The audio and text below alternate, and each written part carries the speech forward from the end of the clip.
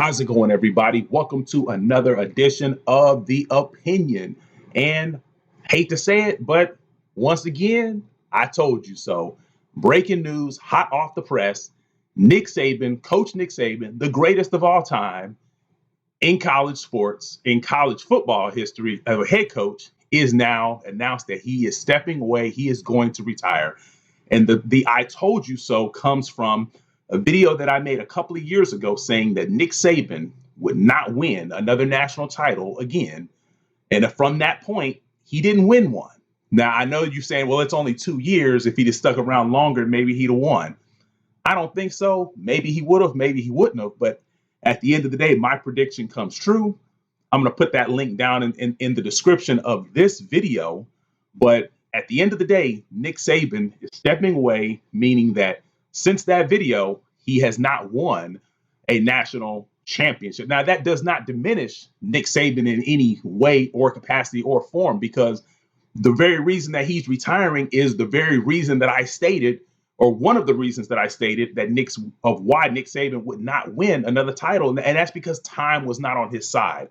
At that time, I knew Nick Saban was 70 years old. I knew he didn't have another 10 years to coach. And I even said that in the video. If Nick Saban had another 10 years to coach, then I probably wouldn't be making that video. But I knew time wasn't on his side. I knew the changing landscape of college football with the emergence of Georgia. You still got people like Ohio State. You've got people like Oregon now. I mean, a lot's changed even since that video. And there's a lot more players out there now in terms of who can actually compete to win. And all of those factors is factored into why I felt like Nick Saban would not win a title ever again. And I was proven right on that. But I really want to talk about in this video the retiring of Nick Saban. And this news just comes as a shocker because at the end of the season, all you heard from people, the Alabama insiders, is that Nick Saban was going to stick around. Nick Saban still had a lot left in the tank. And out of nowhere on a quiet Wednesday afternoon, whenever we're hearing about Pete Carroll getting let go at the Seahawks, Nick Saban is now stepping down and retiring from coaching. So now the question has to be, who's going to take over for Alabama? Because typically in these situations, when we see a long tenured coach at one place like a Nick Saban, we typically see an internal hire, someone that was an assistant coach, someone that was probably one of the better assistant coaches, take over and kind of carry the torch and kind of keep things going. But the only problem at Alabama is that I don't think they have a reliable assistant I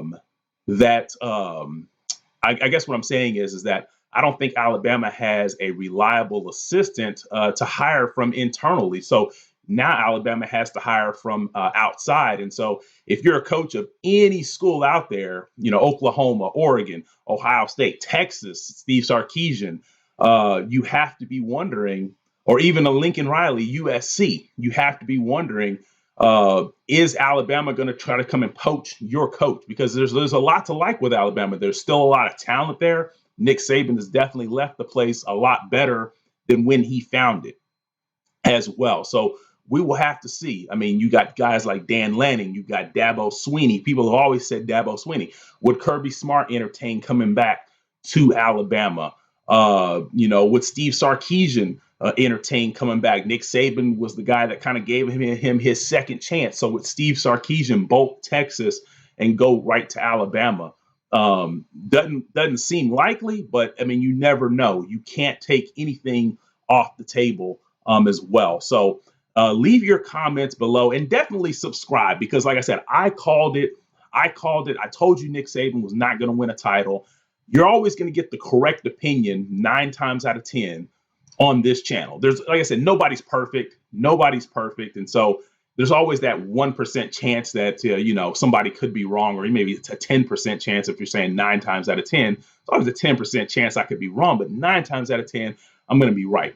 So like, share, and get this video out, because I want to hear your opinion. Who takes over for Nick Saban? Because your guess is as good as mine. Could it be a guy like Pete Carroll? Might he come back to college since he's been let go from the Seattle Seahawks? Will it be a guy like Dan Lanning?